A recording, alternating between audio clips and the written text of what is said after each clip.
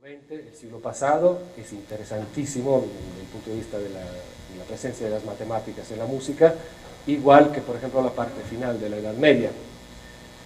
Por otra parte, en el siglo XIX, por ejemplo, es bastante difícil, aunque no imposible, encontrar obras que sean regidas por proporciones matemáticas.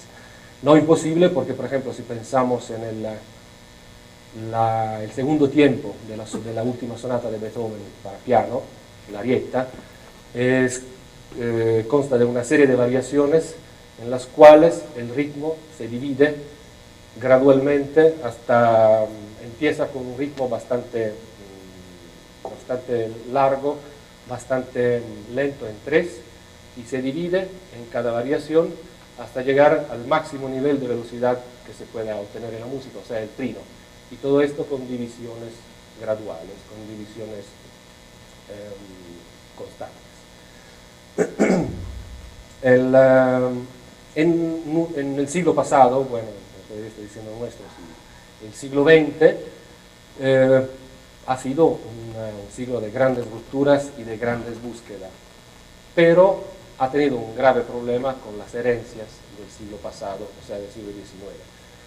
En el cual se han establecido formas muy cargadas de determinismo, o sea, formas como por ejemplo la forma sonata, que son formas lineales, pensadas en sentido histórico, y en las cuales los acontecimientos, por ejemplo, del desarrollo o de la ripresa, que son la segunda y la tercera parte de la forma sonata, dependen directamente de los acontecimientos de la exposición, que es la primera parte, y que decide de manera, yo creo, bastante determinista de toda la forma que sigue de la pieza.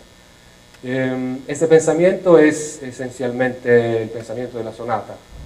Es alemán, de derivación alemana, y es esencialmente moderno, porque no existe antes de 1750, digamos. Por ejemplo, las formas que existen como la fuga, anteriores, que existen en la historia de la música anterior, no tienen absolutamente ningún sentido determinista, en el sentido de que el sujeto, que es el material de la fuga, sufre muchísimas variaciones, muchísimos cortes, cambios, manipulaciones, se superpone con otros elementos, con el contrasujeto, con partes libres, y luego, en una nueva reaparición del sujeto, lo escuchamos tal como estaba, y históricamente no ha pasado nada, no existe ese sentido de las modificaciones de los materiales musicales que sean determinadas por los acontecimientos que pasan durante la forma. Y por otra parte, el tema en la sonata es parecido, por ejemplo, al personaje de una novela. En la primera página todavía no ha nacido y se habla de su familia, quiénes son sus padres, de dónde viene su familia, etc. En la página 30 nace, en la página 45 empieza la escuela, en la página 300 es un soldado, y en la página 350 le cortan un brazo, regresa a su casa, se deja crecer la barba, sufre muchísimos cambios, pero siempre es el mismo personaje, es la misma identidad, y exactamente como el tema, pero exactamente como el personaje en la novela, sufre muchos cambios que dependen de los acontecimientos de la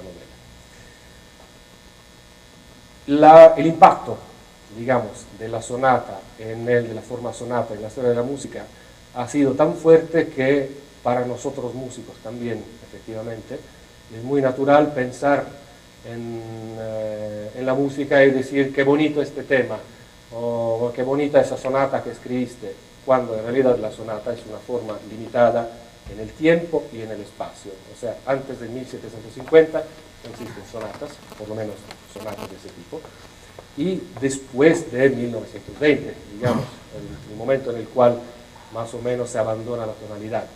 Ya no deberían de existir formas sonatas, porque esas formas dependen totalmente de la presencia de la tonalidad. O sea, el tema sin tonalidad no es un tema, porque no lo podemos desarrollar. Pero el sentido determinista de la forma sonata sigue así, siendo presente en la historia de la música, hasta con una herencia bastante pesada y bastante difícil de olvidar. Y hasta por lo menos los años 50, años en los cuales, que son los años de la vanguardia, del estructuralismo, de Darmstadt, etc. O sea, de una nueva manera de pensar la música, que reacciona totalmente con la manera anterior, gracias a las enseñanzas, por ejemplo, de Schoenberg, pero sobre todo de Webern, pero que curiosamente sustituye el determinismo del pensamiento tardorromántico con un nuevo determinismo, porque la escuela estructuralista es una escuela que tiende a cientificar el pensamiento compositivo. Y como veremos, en estos 10 años escasos, de 1950 a 1960, nacen muchísimas piezas, pero son como una señal de que por ese camino no se podía ir, porque los compositores de esa época tratan de ser más deterministas de cuánto eran deterministas los viejos compositores de 1800.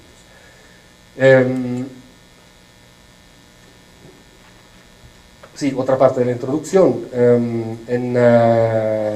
Hay que decir que, antes de analizar las piezas y ver los compositores, que en la música las matemáticas en realidad se relacionan sobre todo con dos, podríamos decir, parámetros, con dos campos de acción, esencialmente con la inspiración y obviamente con la técnica.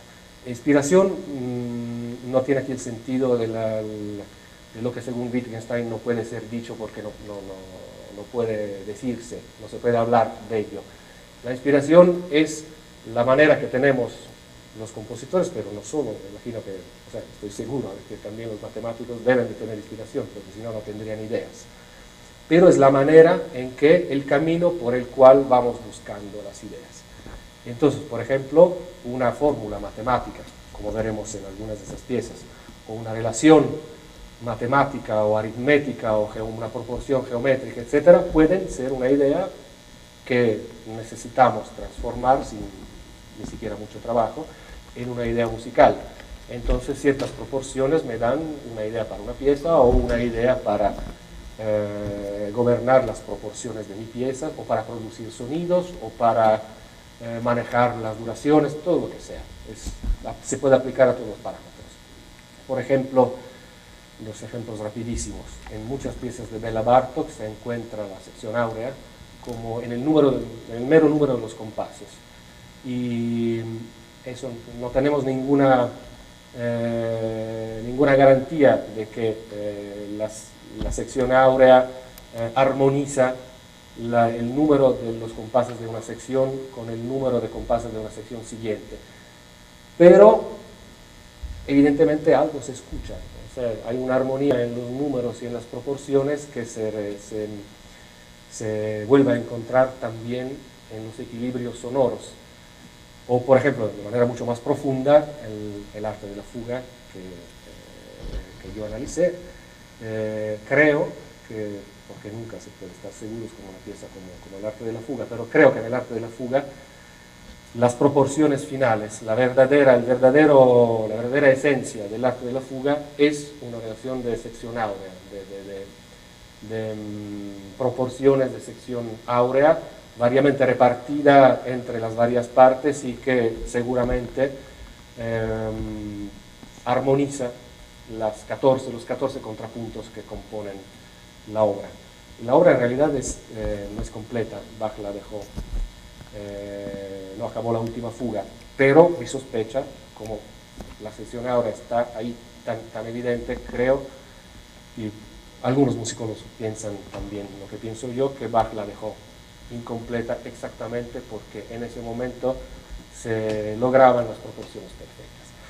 Bueno, ya, como es demasiado como ejemplo. La inspiración y la técnica. Obviamente, la técnica, las matemáticas me pueden ayudar cuando estoy buscando la manera de trabajar un material. Por ejemplo, una de las piezas de John Cage, que es un compositor del cual vamos a hablar también hoy, que son las sonatas e interludios para piano preparado, son muchas piezas pequeñas. Disculpen, es que no sé cuántos músicos y cuántos matemáticos hay. Pues el piano preparado es un piano normal, un piano de cola, preparado en el sentido que entre las cuerdas se insertan objetos de varias naturaleza, de varios materiales, de papel, de cartón, de metal, de vidrio, etcétera, para que tocando el piano salgan sonidos que no pertenecen al piano. Algunos se parecen a sonidos de música electrónica, otros se parecen a sonidos de flauta o de arpa, etcétera. Y en esta obra, para piano preparado, Cage usa proporciones simples, proporciones aritméticas. Por ejemplo, la primera pieza, si no me acuerdo mal, se basa sobre un conjunto de números, 1, 3, 2, 3, 4, 1, etc. Y la serie numérica, la secuencia numérica, proporciona las alturas, las duraciones, la extensión de los compases, un cuarto, 4 cuartos, 3 cuartos, etcétera, como si fueran pequeños contenedores. O sea, la fórmula, digamos, la fórmula de las piezas es aritmética. Y eso es muy útil porque simplemente, bueno, para un compositor, creo para todos, es importante ahorrar trabajo cuando ese trabajo no es necesario. Entonces, si tenemos una herramienta que ya esté lista, las fórmulas matemáticas nos ayudan mucho. Y creo que todos los compositores han usado más o menos, más de una vez, fórmulas más o menos complejas o leyes matemáticas o aritméticas para ayudarse con la producción del sonido. Bueno, entonces, la primera parte relativa al determinismo fuerte y determinismo débil. No es necesario que defina lo que es el determinismo fuerte y el determinismo débil, ¿verdad?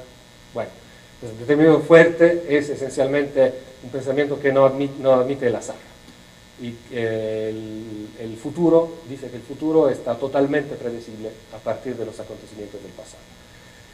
Eso pasa también en música. Por ejemplo, no solo, como decía antes, en los compositores de los años 50, en los compositores estructuralistas, y luego voy a hacer un ejemplo de este tipo de pensamiento, sino también en la música de la Edad Media, del Renacimiento, o por ejemplo en formas muy complejas, muy rigurosas y muy codificadas, como por ejemplo el canon.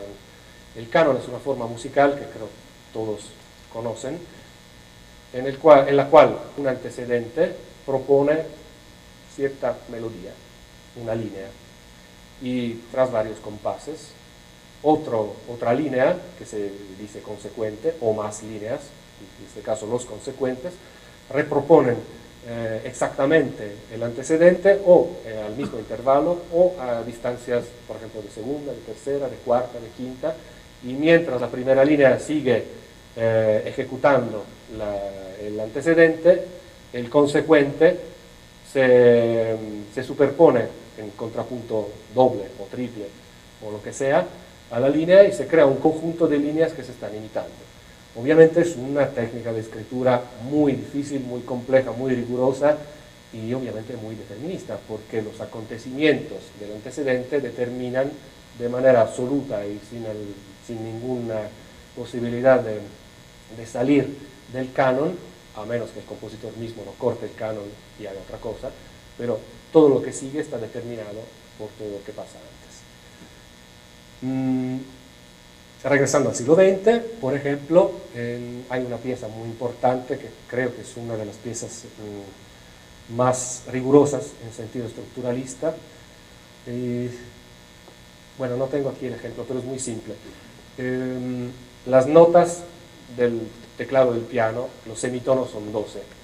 Entonces este compositor, Pierre Boulez, que es también un famoso director, decidió tomar 12 alturas, 12 duraciones, de la más pequeña, creo un 32avo, añadiendo cada vez un 32avo, hasta obtener una serie de 12 duraciones, 12 dinámicas, del piano con 4P al fuerte con 4F o algo así, y 12 maneras de ataque, normal, con acento muy fuerte, apoyado, destacado, ligado, etc. Todo esto encasilado en un cuadrado de 12 cuadraditos y combinando las casi infinitas posibilidades De combinación obviamente no las usa todas, hay cierta forma de selección, pero entregándose totalmente a la combinatoria del mecanismo. Es una pieza fundamental en la historia de la música del siglo XX, pero no es fundamental porque es una pieza bonita, es fundamental porque por primera vez probablemente se nota ahí que el máximo nivel de determinismo, en música por lo menos, coincide con un resultado que es totalmente parecido a un resultado casual. Ahora, ustedes están en el análisis de riesgos, pero para nosotros, para los compositores, el único riesgo es escribir una pieza fea, o una pieza que no funciona, evidentemente, y ese riesgo no se puede analizar, porque depende o sea, si un compositor tiene buen sentido, bueno, aún no siendo un compositor, cualquiera que tenga buen sentido sabe que las fórmulas o las técnicas no son suficientes para escribir una pieza buena, una pieza que funciona. Entonces, la posición más normal en música, digamos, mi posición también como compositor, es la de un determinismo débil. O sea, yo, obviamente, pretendo que lo que pasa en el último compás de mi pieza tenga relación con lo que pasa en los otros 500 compases, evidentemente, porque estoy buscando una pieza que tenga, estoy construyendo una pieza que tenga sentido. Pero también admito la existencia de eventos azarosos, como por ejemplo cuando estoy escribiendo para violín, me doy cuenta de que cuando el violín está tocando junto con el oboe, me gustaría tener ese instrumento una octava más arriba o una octava más abajo. Eso el código no lo puede prever. O bueno, si trato de prever esos momentos musicales con el código, necesito 4 años y medio para escribir el código, y es un trabajo totalmente inútil, me lo puedo ahorrar, porque mi buen sentido, mi técnica de compositor, pueden trabajar esos detalles al momento y, como decir, empujar al código hacia la dirección que yo quiero. Y regresando un segundo al determinismo fuerte, es claro que en la música el total determinismo coincide con el área más completa. Y otro compositor, que es John Cage, que escribió, por ejemplo, la pieza de la cual vamos a hablar, que es Music of Changes, la escribió en vez que buscar series de 12 sonidos, series de 12 duraciones o ataques o dinámicas, simplemente abrió el libro de Lee King y empezó a lanzar la moneda, obviamente construyéndose un buen sistema inventando un sistema de relacionar el azar de las monedas con los resultados, luego lo voy a explicar mejor. Pero lo curioso es que cuando por primera vez Cage presentó su pieza en Europa, todos pensaron que se trataba del primer estructuralista americano, o sea, confundieron el resultado musical que dependía del azar o de las probabilidades con la obra de un compositor cientificista, estructuralista, igual que los europeos. Cuando se dieron cuenta los estructuralistas que así no era, empezaron a pensar que probablemente no valía la pena, como decía yo antes, de trabajar para lograr un resultado que no se puede alcanzar. Para nosotros el determinismo y el área son como realmente como un círculo. Cuando más estoy tratando de llegar del otro lado, cuanto más me regreso del mismo lado de donde estoy viniendo, y si soy totalmente determinado o si soy totalmente indeterminado, mis resultados coinciden. El determinismo débil es una posición mucho más humana, yo creo, por lo menos en la música, porque como expliqué antes, se trata de decidir 2 o 3 cosas que sean importantes, y bueno, es lo que siempre digo a mis alumnos, se aburren mucho, pero son cosas realmente simples. Decide las 3 o 4 cosas que son importantes y esas las determinas, y esas son tu código, por lo tanto tienes que respetarlo como si fuera un código moral. Eso para nosotros es determinismo. O sea, si usas esas notas, en la segunda página de la pieza no puedes añadir notas porque no te gusta cómo suenan. Eso sí, si no te gustan cómo suenan las notas, significa que el código está equivocado. Retoma el inicio de la pieza y vuelve a inventarte otro código que funcione. Pero si yo decido 2 o 3 cosas que funcionan, por ejemplo, las dinámicas, las alturas y los ritmos, puedo jugar más libremente con los timbres. O si me obligo a una escritura muy rigurosa en sentido rítmico y armónico, puedo jugar libremente con los instrumentos. Y no creo que esa sea improvisación, es simplemente dejarle un margen de libertad a parámetros que no necesitan de ningún rigor, porque su rigor, el rigor de estos parámetros, digamos, secundarios, depende del rigor de los parámetros primarios. Pero también podríamos definir determinismo débil, un estilo de escritura como se encuentra en 1300 o 1400 en compositores como Guillaume de Machaut. No sé si conocen todos los no músicos también, La Mesa de Notre Dame, o Guillaume Dufay, que es otro gran compositor del siglo XV. Los compositores de esa época usan estructuras muy fuertes que se llaman, por ejemplo, cantus firmus. Se trata de una voz, esencialmente el tenor. Normalmente se escribe en 4 voces, de la más baja a la más alta. Bajo, tenor, bueno, modernizando un poco la denominación, digamos alto y soprano. No se llama así, pero más o menos la disposición es esta. El tenor, que es la segunda voz más baja, canta, normalmente son notas muy largas, y canta una melodía que casi siempre se deriva de una melodía del canto gregoriano, muy antigua, muy simple, muy evidente. Y encima y abajo de esta melodía se insertan acontecimientos que están relacionados directamente con la melodía, pero que son más libres. Pueden ser variaciones de la misma melodía o pueden ser construcciones libres del compositor.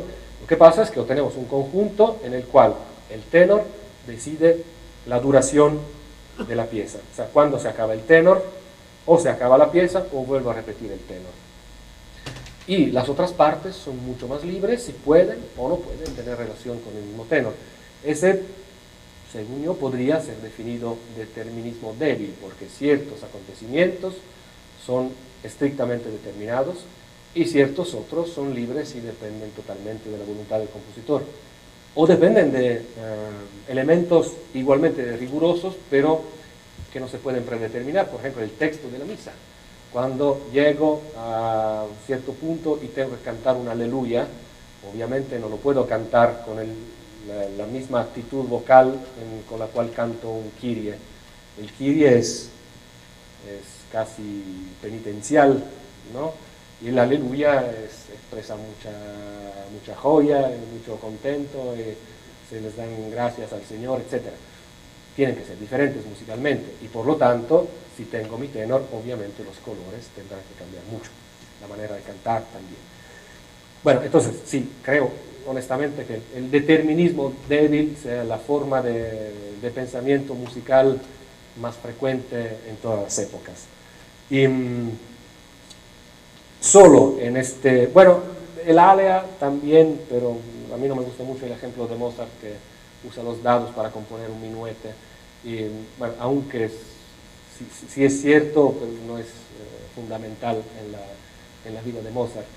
Y el alea siempre ha sido considerado como un juego, digamos, y la estocástica todavía no tenía esa denominación, y el probabilismo probablemente era una manera normal de escribir, siempre hablando, y ahora voy a poner un ejemplo para que sea un poco más evidente lo que estoy diciendo.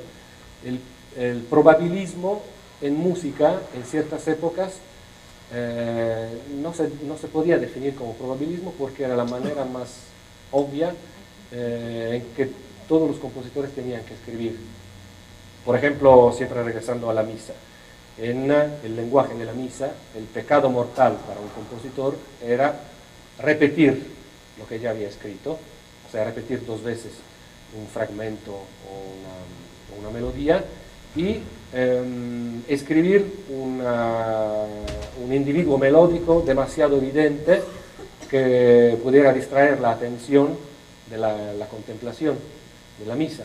Entonces, en la misa todas las partes no deben ser demasiado evidentes, y no tiene que haber repeticiones porque si no el oído no reconoce, y es una simple ley de probabilidades. Yo trato de no repetir y de usar probabilísticamente todas las notas del modo que estoy usando con igual frecuencia, sin repetir ninguna, porque si no, si una nota aparece más que las otras notas, la reconozco y me identifico con esa nota como centro tonal, y obviamente no puede ser ausente porque igualmente si una nota no aparece la identifico como centro tonal negativo.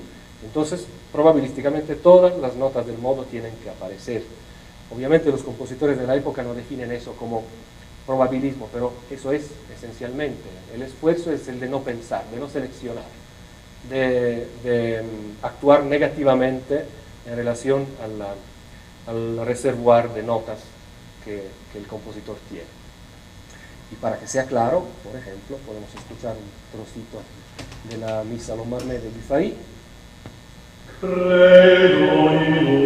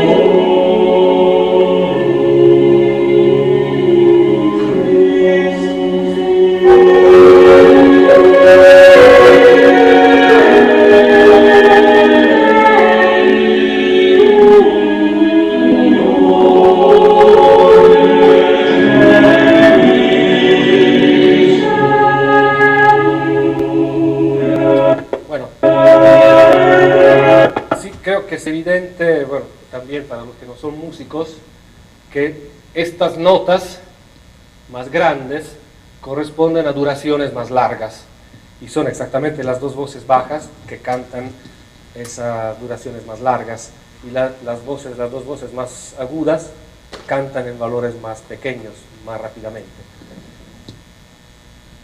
No creo que hay ningún músico que pueda escuchar una vez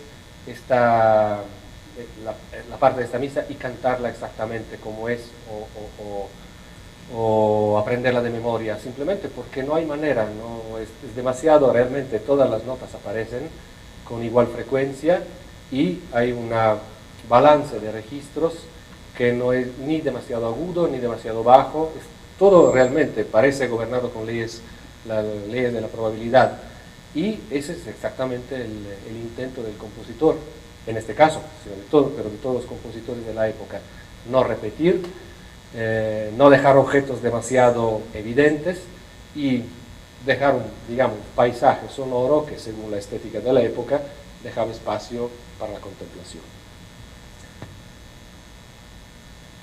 Regresando otra vez al siglo XX, y después de los 10 años más o menos del estructuralismo, del 50 al 60, cuando los compositores se dieron cuenta de que había otros compositores que podían escribir las mismas cosas que escribían ellos, pero utilizando métodos totalmente diferentes, sino opuestos a lo mejor, se dieron cuenta de que probablemente estaban perdiendo informaciones preciosas. O sea, la preocupación de establecer un nuevo lenguaje, una nueva tradición, había sido demasiado fuerte. Se habían olvidado probablemente de las exigencias simplemente expresivas del lenguaje musical, y no es un caso que, por ejemplo, en los 10 años del estructuralismo no se haya producido ninguna ópera en música, que es el momento quizás más expresivo, en el cual el compositor necesita expresar lo que el texto de la ópera contiene. Bueno, hay varias maneras de reacción. Por ejemplo, el mismo Boulez, el que compuso las Structures, trata de usar un poco el alea, pero según el compositor mismo dice, trata de usar un alea controlada, que no significa nada. Muchas de sus piezas, nada más en la partitura, ciertas secciones instrumentales no están bien superpuestas con otras secciones, lo que quiere decir que el director puede dar azarosamente, como él decida, el ataque a una sección de la orquesta para que no toquen juntos. No sé si se puede definir alea, seguramente es algo bastante, yo diría bajamente probabilístico, porque no es una cuestión compositiva, simplemente dejarle un poco más de libertad al ejecutante, pero quitándose la responsabilidad de esa libertad. O sea, el compositor no tiene ninguna responsabilidad de esa libertad, es el director o el ejecutante que decide, pero no me parece una actitud productiva, digamos. Mucho más interesantes, por ejemplo, son las piezas de Stockhausen, que es otro compositor que empezó como estructuralista y quizás fue el primero en darse cuenta de que demasiada ciencia, demasiado rigor en la música no producía buenos resultados. Entonces Stockhausen inventó una forma muy interesante que se llama moment form, o sea, forma momento, y que es exactamente una de las muchas maneras de salir de ese recorrido lineal de la vieja forma sonata, en sentido determinista, en sentido histórico y lineal de la forma sonata. La forma momento se compone de varios momentos o secciones, los cuales pueden o no pueden tener relación con los momentos anteriores y con los momentos que siguen. Pueden o no pueden no significa que no tengan relación, y no significa que tengan una relación determinada. Por ejemplo, pueden tener una relación porque se modifican las alturas, o porque es una relectura de ciertas partes de la sección anterior, o simplemente porque es una sección que corta totalmente de manera dramática con la sección anterior. Por ejemplo, hay una pieza de Stockhausen en la cual una de las secciones es simplemente la orquesta que aplaude, y obviamente eso no es nada puramente musical, es más una actitud expresiva, pero cuando la escuchamos dentro de una pieza que tiene otras partes, ese momento de ruptura, digamos, es como un hueco dentro de la pieza, y la percepción del que está escuchando la pieza es totalmente desviada, no sabe qué esperarse. Los primeros ejemplos de moment form que vamos ahora a escuchar son una pieza para percusión sola, para percusionista solo, que se titula Zyklus, o sea, ciclo en alemán, y otra pieza muy bonita, por otra parte, que se titula Refrain, y son ambas del 1959. Pero aquí sí, probablemente es más claro, sí, seguramente es más claro que mi definición, la definición que dio el mismo Stockhausen de la forma momento, de las relaciones dentro de la forma momento. Y él dice que las relaciones son flexibles, mutables e instantáneas. Cada evento sonoro, aunque parte de una estructura o de un proceso, puede existir de por sí, sin que su validez dependa de una estructura o de esa estructura o de ese proceso al cual el evento pertenece. O sea, sí hay una relación, porque lo que nunca falta en el pensamiento general de los compositores europeos es el sentido de la forma como unidad, como evento unitario. Pero dentro de esa forma, las articulaciones y sobre todo las relaciones entre las partes, que son quizás de lo más interesante que un compositor pueda tratar de manejar, son flexibles, o sea, pueden ser de varias natura, son mutables, pueden cambiar, una parte que tiene una relación muy estricta con otra parte, yo la puedo programar al final de la pieza, cuando la primera sección está al inicio de la pieza. E instantáneas. Puede surgir que el compositor, si le parece justo en ese momento, corta la sección donde la orquesta toca y escribe que la orquesta empieza a aplaudir, por ejemplo. Pero esas relaciones no son solo relaciones musicales, son también relaciones emotivas, expresivas, metafísicas, si queremos, filosóficas, pero sí existen relaciones. Bueno, Cyclus, aquí un ejemplo de la partitura para... Perfecto. Sí se ve, ¿no?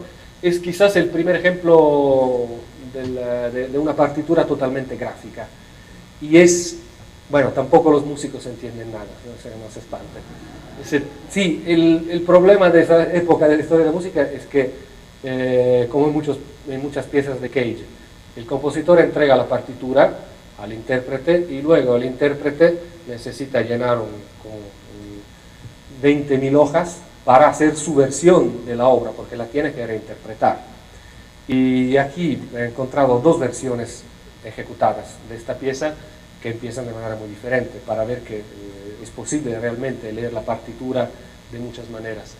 Los símbolos, obviamente la pauta, el pentagrama es el pentagrama. Las alturas y los eventos están representados de manera espacial, porque como verán, el ejecutante está rodeado de como 100 diferentes instrumentos de percusión y los tiene que tocar, tiene que reaccionar con la partitura tocándolos muy rápidamente o hasta parándose en un determinado instrumento si es que la partitura le dice en ese momento. Pero lo interesante es que pasamos de un determinismo fuerte, estructuralista, a...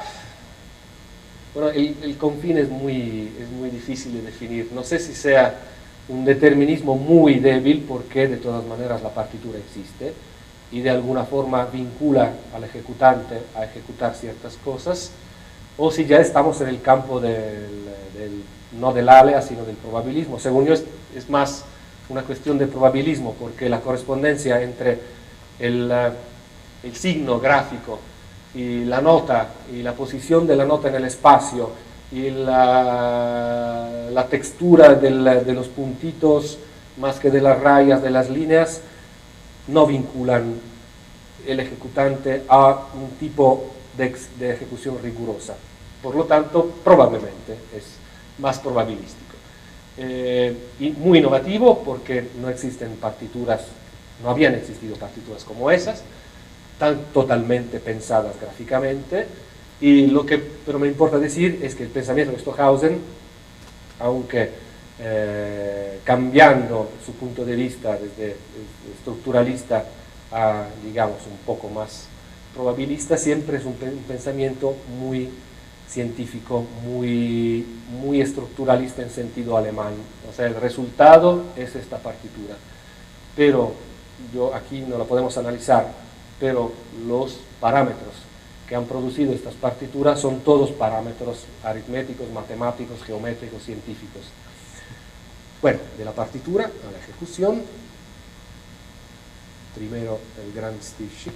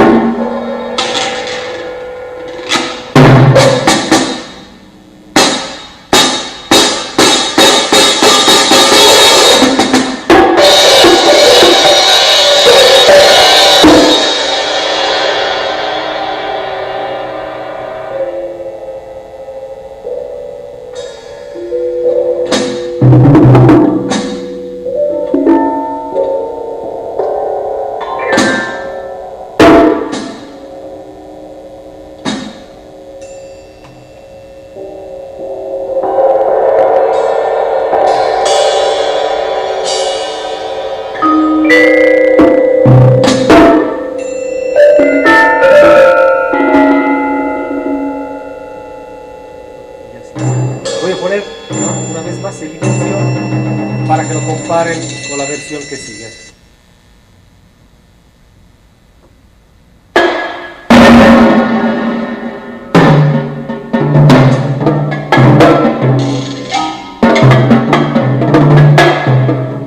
Perfecto, aquí hay otra versión.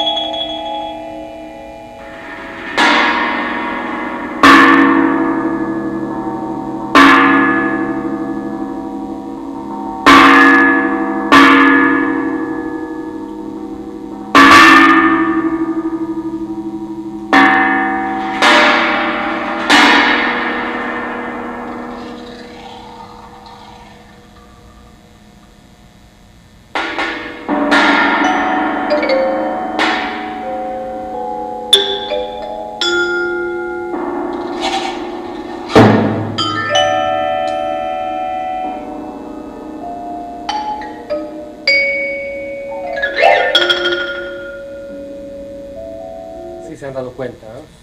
Se nota perfectamente. La primera versión es más exhibicionista, muy expresiva, muy abierta, muy virtuosa. Esta es un poco más íntima, pero ambas creo que son lecturas perfectamente lógicas de la pieza y ambas dependen de la partitura.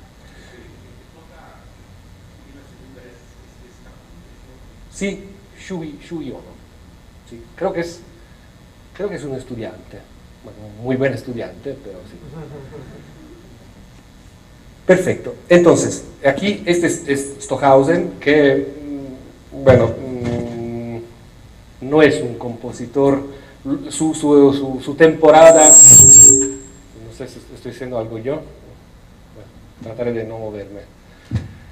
Su temporada probabilística o aleatoria es bastante corta, porque luego se dedica un poco más a cuidar la parte de la herencia, de su herencia alemana. Y es realmente un compositor con un sentido formal muy fuerte y después de los años 60 logra una nueva manera de componer, que es la Formeltechnik, la técnica de las fórmulas, gracias que es absolutamente determinista, en el sentido de que de una fórmula central pueden ser 3 compases, pero perfectamente determinados en todos sus aspectos, puede derivar una ópera de 4 horas, por crecimientos, variaciones, multiplicaciones, manipulaciones, etc. O sea, regresa, desde cierto punto de vista, a la manera de componer del pasado. Pero es lo que muchos compositores han hecho, o sea, después de la temporada de los años 50, totalmente cientificizada, y de los años 60, que por otra parte, por reacción, estaba totalmente pendiente hacia el ALEA. En los años 70 los compositores tratan de recuperar el sentido de la artesanía, o sea, se reconcilian un poco con la libertad del momento de la composición sin renunciar a las estructuras fuertes, como siempre ha sido. Hay Amadeo Stockhausen, otro compositor italiano, esta vez, que es Franco Donatoni, que ha sido mi maestro y muy buen amigo, para el cual la llegada de Cage en el panorama europeo no ha sido solo un acontecimiento musical, sino también una cuestión crítica, de sobrevivencia crítica, porque en su visión la presencia de alguien que podía utilizar instrumentos que no tenían nada que ver con la música, aún componiendo música, le produjo una crisis horrible. Yo me acuerdo que Franco tenía todavía una cicatriz aquí muy fea, porque había tratado de suicidarse, porque no veía manera de escapar, manera de volver a ser un compositor. Y bueno, antes de ese momento de crisis, Donatoni trató también de alcanzar a Cage y llamaba este momento histórico la dialéctica negativa. O sea, ya no se puede componer positivamente. El compositor, el yo del compositor no significa ya nada. Tenemos que devolver que dejar todas las decisiones a alguien o a algo que decida por nosotros, y la tarea del compositor, el deber del compositor es anular siempre más su propio yo. Y esa dialéctica negativa produjo piezas también negativas, bueno, aunque negativas muy interesantes, pero son piezas mucho más probabilísticas, en ese sentido casi aleatorias, que esta pieza de Stockhausen. Aquí la partitura existe, mientras en la pieza de Franco, en la pieza de Donatoni, que escuchamos ahora, que es un cuarteto de cuerdas, que se titula Scadlo. Scadlo es una palabra bohemia y significa espejo, y es el personaje, monstruo, de una novela de Gustav Meyrink, que toma el aspecto del que se pone enfrente de él, un poco como Zelig, un Zelig negro, digamos, un monstruo. Y el nombre, el título del cuarteto de cuerdas, Espejo o Scadlo, deriva del planteamiento de la obra, que, bueno, trataré de explicar, es algo complejo, complicado, pero trataré de explicarlo. Hay 4 ejecutantes, pues es un cuarteto de cuerdas, y cada uno tiene una partitura que no es una partitura, es un conjunto de instrucciones para la ejecución. Exactamente son, 43, una hoja dividida en 43 secciones. En cada celda de las secciones hay instrucciones sobre, por ejemplo, las alturas, las notas que se tienen que tocar, las extensiones de registro, las dinámicas, los modos de emisión, todos los parámetros menos las duraciones, porque las duraciones merecen un tratamiento diferente. Además de las hojas de instrucción, los ejecutantes del cuarteto tienen en el atril abierto, en la página que quieren, el periódico del día. Y pueden, en serio, sí, ese es un evento azaroso, y sobre todo un evento que no se puede repetir en el futuro, porque cada día tiene su periódico. Y rigurosamente la primera instrucción del cuarteto es que se tiene que usar el periódico del día. No se puede usar un periódico viejo, porque el riesgo es de producir una nueva ejecución que no sea la misma, pero que se puede parecer a otras del pasado. Entonces, sin entrar en los detalles, pero la hoja de instrucciones puede ser ejecutada de manera libre o vinculada según se pongan de acuerdo los del cuarteto. Pero una vez que se decide de seguir un determinado camino, se tiene que respetar siempre el mismo camino. Las duraciones, o sea, el tiempo de la música es personal, y depende de la velocidad con la cual el ejecutante, por ejemplo, el primer violín, esté leyendo un título o una publicidad. Si lo lee así, por ejemplo, escándalo en el gobierno, ¿no? Entonces, las notas que está ejecutando, esas notas de la celda, con esas duraciones, con esas dinámicas y con esta extensión en el registro, las ejecuta a la misma velocidad con que está leyendo el título. O lo puede también silabar, ¿no? Escándalo. Depende, es un evento azaroso. Evidentemente los ejecutantes prefieren ser mucho más rápidos, o a lo mejor se concentran porque uno se puede concentrar también en una parte del título. Y está leyendo solo el es de la palabra escándalo, es totalmente libre. Obviamente hay algunas cosas más respecto a los cuales los ejecutantes se ponen de acuerdo, pero el resultado es este.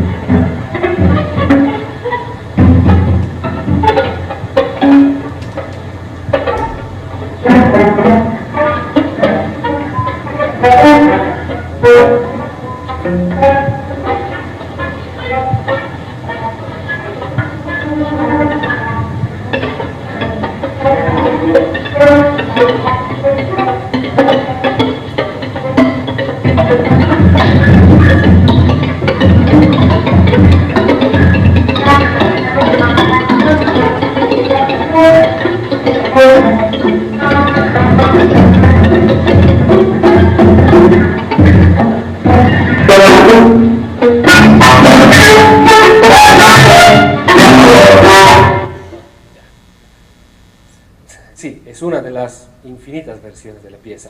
Lo que me parece importante decir es que el proceso de invención es muy riguroso. O sea, no puedo enseñar la partitura porque no hay partitura, evidentemente.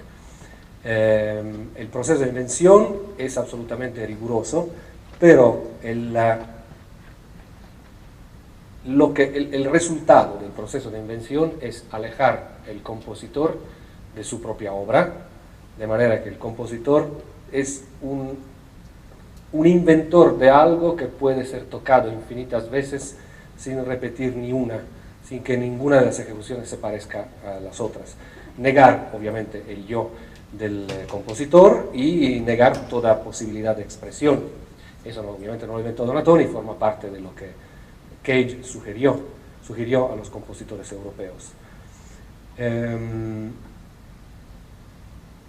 Es un punto de vista, y afortunadamente, digo yo, no es que no me guste este tipo de música, pero lo que decía antes de la recuperación, de la reconciliación del compositor con el concepto de artesanía, es muy importante. En esta estética el compositor no es un artesano, es un inventor que manipula como, no sé cómo decirlo bien, pero hay ciertos científicos que estudian los bacterios que se ponen guantes y entran dentro de un cubo de vidrio y manipulan los bacterios muy peligrosos con esos guantes, o sea, manipulación a distancia, o los cirujanos que hacen cirugías con esos objetos, no tocan directamente al paciente. El compositor no toca directamente el material, inventa algo, deja instrucciones para que los ejecutantes manipulen en su lugar el material, pero esa no es obviamente una artesanía musical, es algo diferente. Y una vez reconciliados con la artesanía, obviamente los compositores no siguen escribiendo así.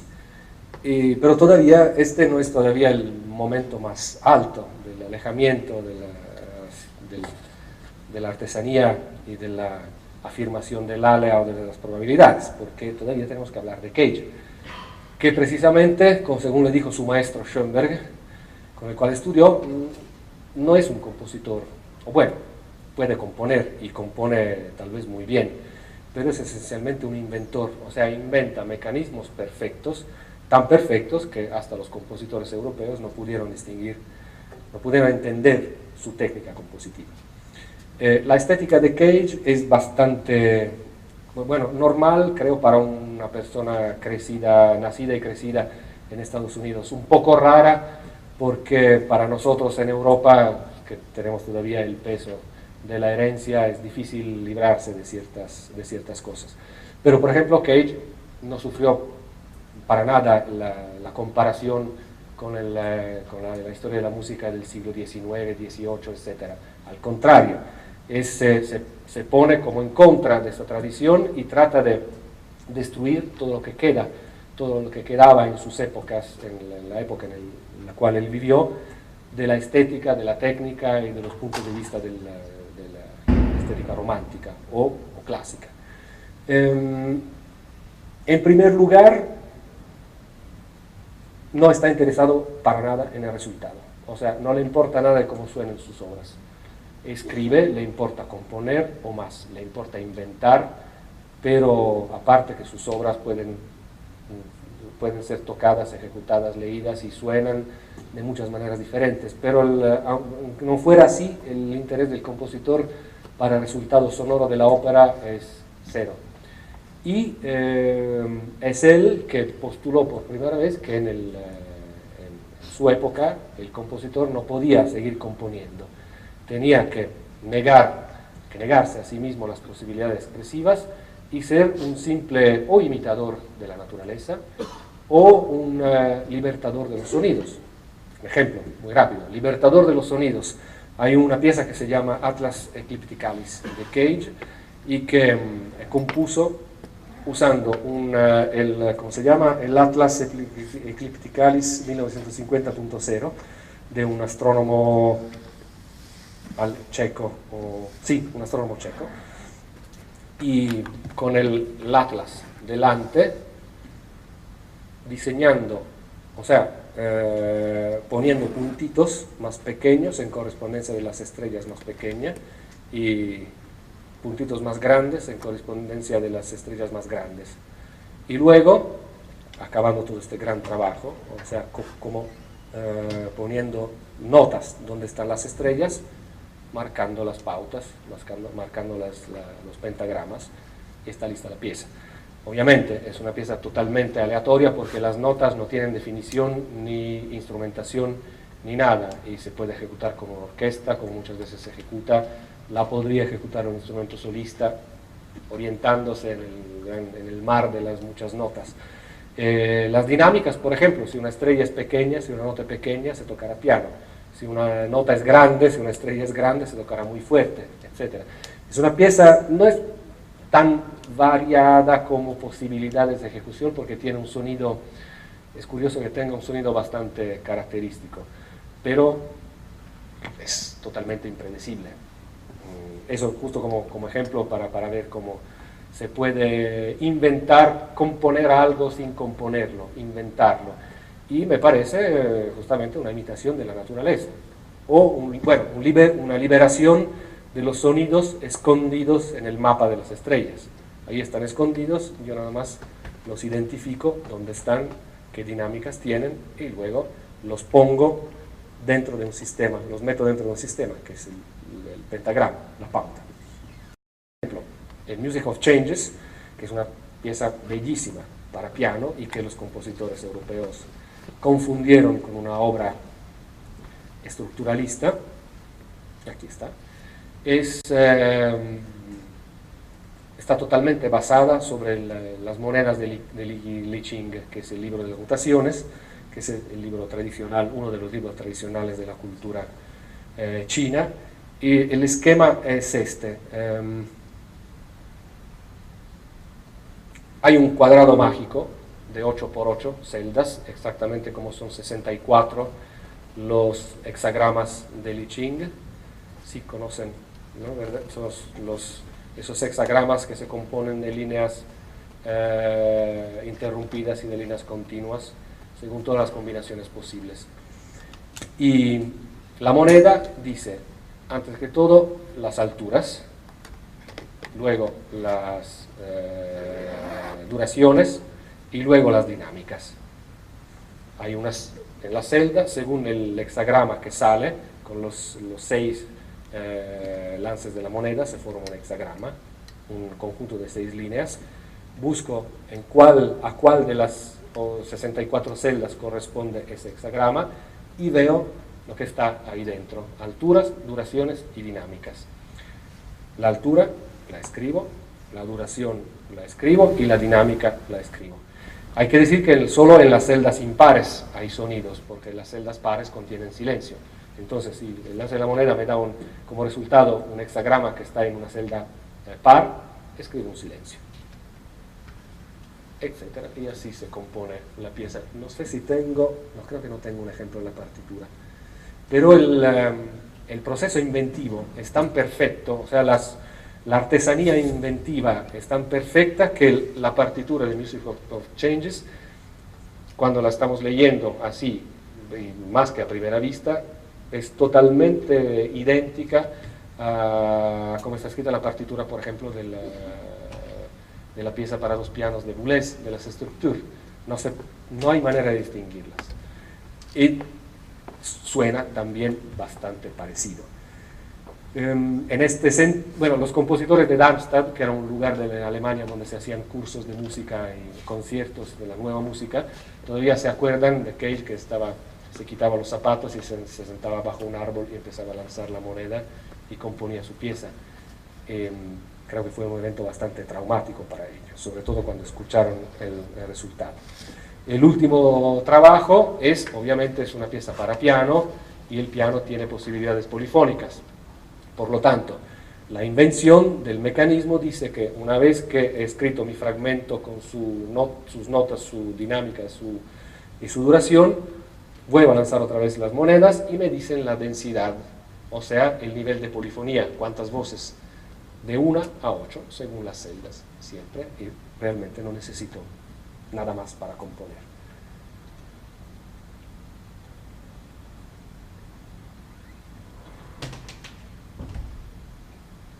¿Por qué no?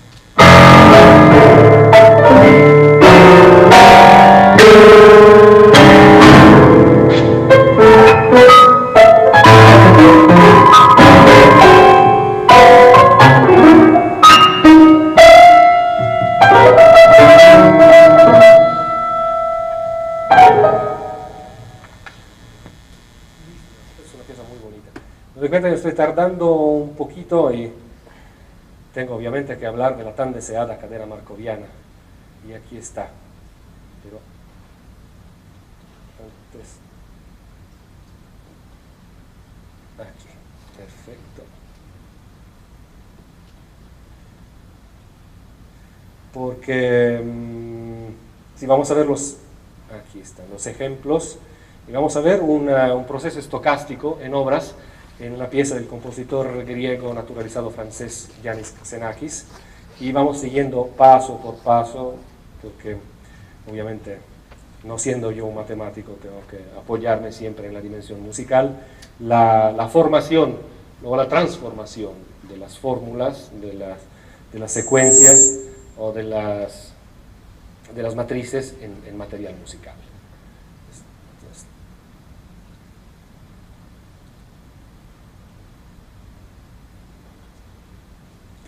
Perfecto. Y vamos a escuchar también la pieza. Perfecto. La pieza se titula Analogique A más B.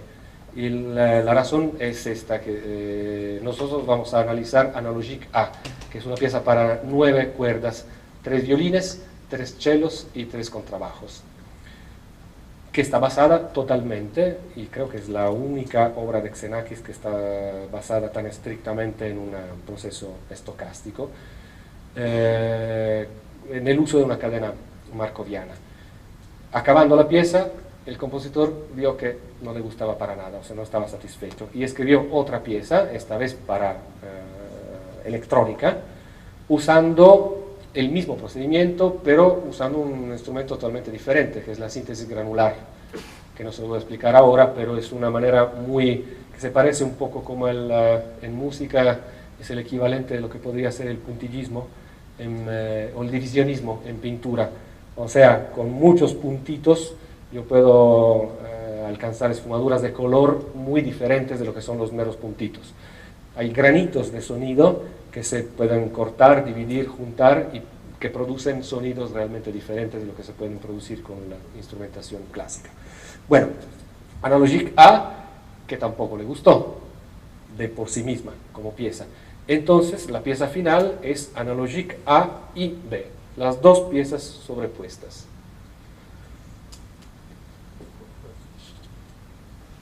Bueno, sí, antes que todo es un trocito de la poética de Xenakis, que tiene algo que ver con la poética de Cage, porque ambos usan sustitutos de la voluntad del compositor apoyándose de alguna manera en la naturaleza.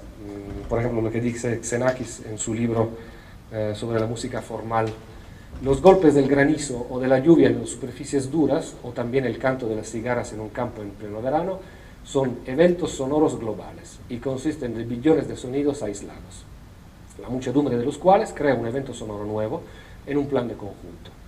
Ahora, este evento de conjunto se articula y forma un plástico temporal que también sigue leyes aleatorias, estocásticas.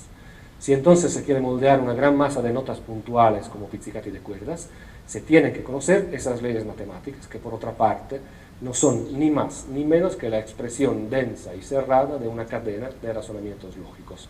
O sea, un intento muy fuerte de acercar las matemáticas a la estética, y la de Xenakis es realmente una estética muy, muy científica, algo, o sea, no acaba de convencerme, pero a mí mismo como compositor, porque siempre, y aún por ser francés, tiene una confianza infinita en el poder de la ciencia, es muy positivista, o sea, está realmente convencido de que el pensamiento estocástico de la música puede mejorar la música.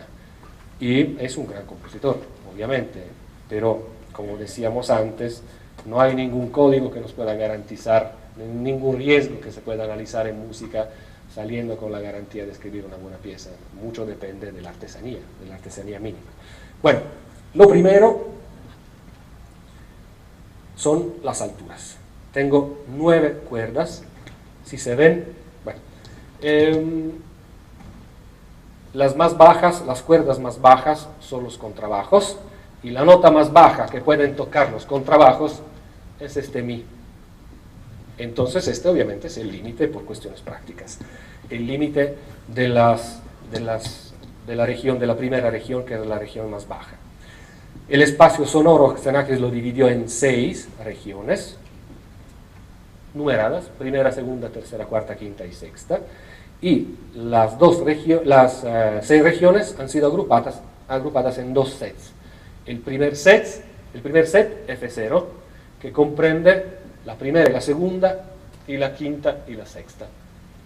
Y el set F1, que comprende la tercera y la cuarta. Ahora, esta no es una división homogénea del espacio sonoro, evidentemente.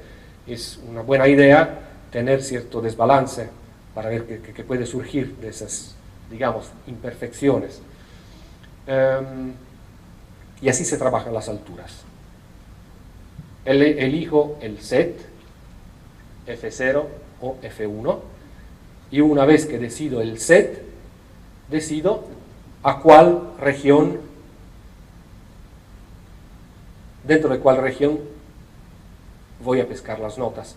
Si, digamos, elijo el set F0, puedo escoger entre la primera, la segunda, la quinta y la sexta. Digamos que elijo la quinta.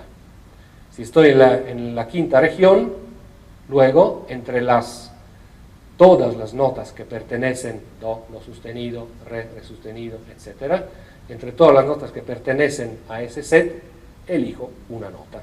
Obviamente, este proceso de elección es la parte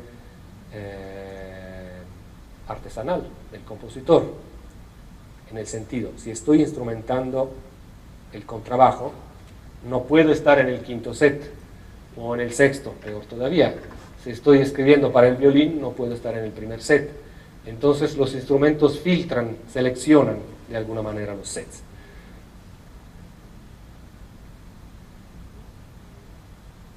Las dinámicas, o sea, la fuerza del sonido, igual, hay tres valores: pianissimo, forte y más que fortísimo. Igualmente se dividen en dos sets, el G0, que comprende primero, dos veces, o sea, es más probable que mi elección caiga en el primero, y tercero, y luego el set G1, primero y segundo, o sea, el primero aparece tres veces. O sea, hay más probabilidades de que salga una nota que se tiene que tocar pianissimo, porque el primero es pianissimo. Igualmente, como para las alturas, elección del set, usando, bueno, la matriz de probabilidad de transición que veremos luego y que ustedes conocerán bien, y una vez escogido el set, un valor dentro del set. Densidad, número de eventos por unidad de tiempo. Eventos significa notas, y unidad de tiempo, eso lo dice Xenakis, pero es una decisión bastante arbitraria. Unidad de tiempo para él es medio compás. Entonces, ¿cuántas notas voy a tener en medio compás? Perfecto.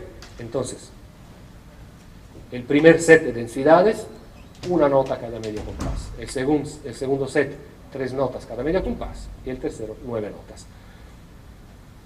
Y ya estamos. Agrupados en dos sets, etc. Es exactamente como para los dos parámetros anteriores. El cuarto parámetro musical, muy importante, las duraciones.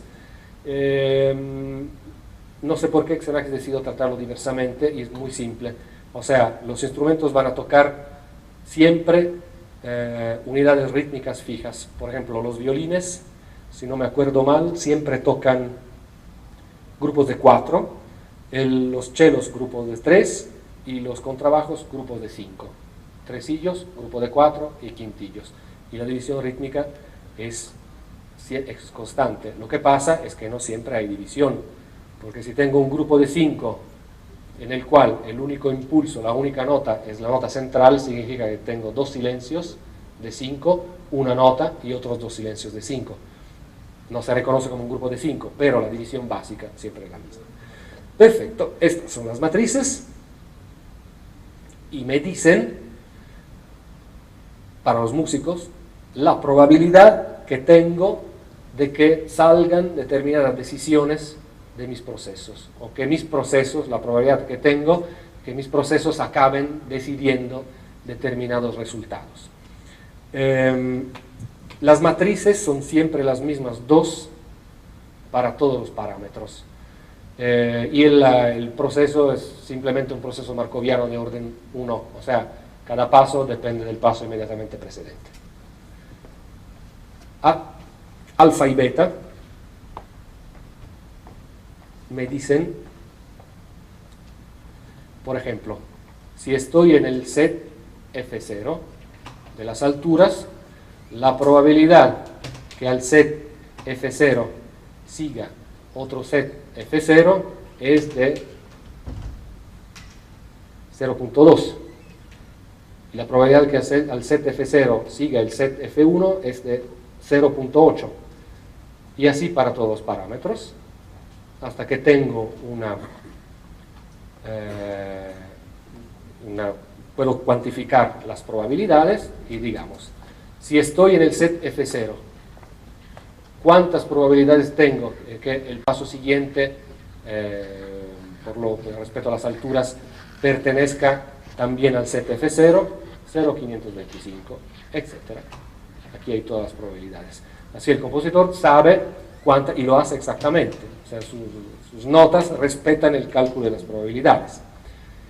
Sus notas, sus duraciones, sus dinámicas y sus densidades, obviamente. Y el paso final es decidir a cuáles de los sets están conectados con una consecuencia, con un determinismo riguroso, una correspondencia biunívoca. Si estoy en el set F0 con las notas, con las alturas, luego tendré que usar las dinámicas sacadas del set lambda. de la matriz lambda, perdón, y aquí está, de las densidades. Si mi altura, si mi nota pertenece al set F1, la dinámica se calculará con la matriz epsilon y la densidad con la matriz mi. Pues son simples leyes de correspondencia para no estar eligiendo cada vez, pero garantizan que hay siempre una constancia de empleo de todas las matrices y que sobre todo las probabilidades están igualmente repartidas. Juntando todos esos procesos, o sea, completando la cadena, puedo escribir las notas, puedo escribir las densidades, puedo escribir las duraciones están decididas, la instrumentación es fija y las dinámicas también están decididas porque son solo 3 y pertenecen de todas maneras a los set gobernados por la matriz de probabilidad. Y la pieza que ahora escucharemos un poquito está hecha. Bueno, sí, ponemos un poquito de la pieza y luego el último comentario para cerrar la discusión.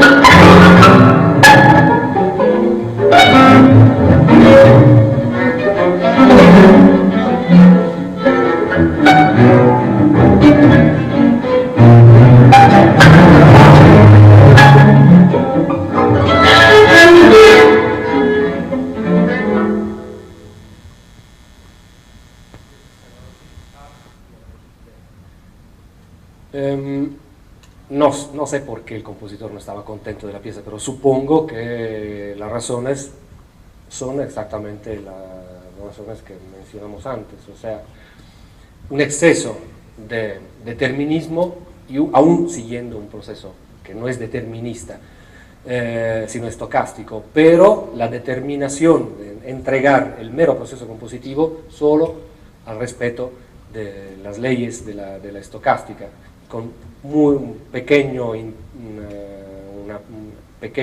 trabajo, muy pequeño del compositor en la reorganización de los sonidos. Supongo que lo mismo le pasó con la pieza para música electrónica y fue por ello que se decidió juntarlas. Ahora, esta en realidad es la única pieza en la cual Xenakis se apoyó tan estrictamente a un proceso estocástico. Siempre estuvo usando procesos estocásticos, pero de manera mucho más libres, como por ejemplo en esta pieza para orquesta de cuerdas, y aquí tienen el esquema formal.